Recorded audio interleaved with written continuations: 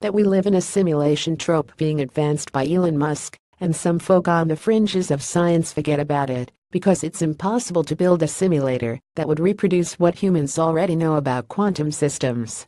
That's the confident conclusion drawn from a paper that revels in the title Quantized Gravitational Responses, the Scie Problem, and Quantum Complexity by Zohar Ringel and Dmitry Kafrizhi of Oxford University, the Hebrew University of Jerusalem, and Russia's N.R.C. Kurchatov Institute.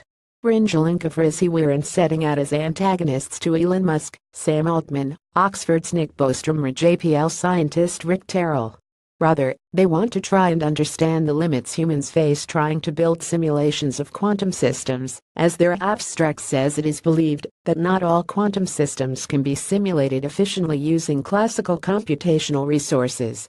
This notion is supported by the fact that it is not known how to express the partition function in a sign-free manner in quantum Monte Carlo QMC simulations for a large number of important problems. The physics is dense, but the conclusion is straightforward. For some quantum interactions, complexity scales up so fast that the system quickly goes beyond the reach of either classical or quantum computers.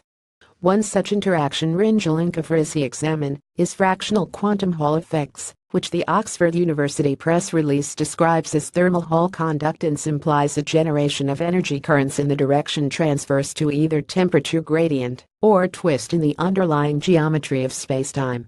Elreg can't help feeling that the explanation is missing something, but thankfully the most important point from the paper stands on its own, which comes straight from Ringel. Our work provides an intriguing link between two seemingly unrelated topics: gravitational anomalies and computational complexity.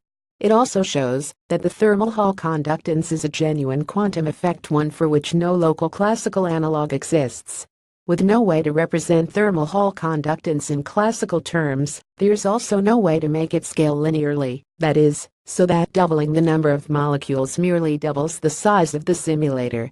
It scales exponentially, so adding just one particle to the system doubles the system need to model it, or as they put it in the paper, such a transformation requires computational resources that scale exponentially with the system size. To model just a few hundred electrons needs a computer bigger than the universe, and that looks like a fundamental constraint, rather than merely a matter of finding a smarter way to model the system. In other words, a simulation that goes all the way down to modeling things at a quantum level is only possible for tiny numbers of objects. It's just not possible to build anything big enough to model our universe. Sponsor the joy and pain of buying it. Have your say.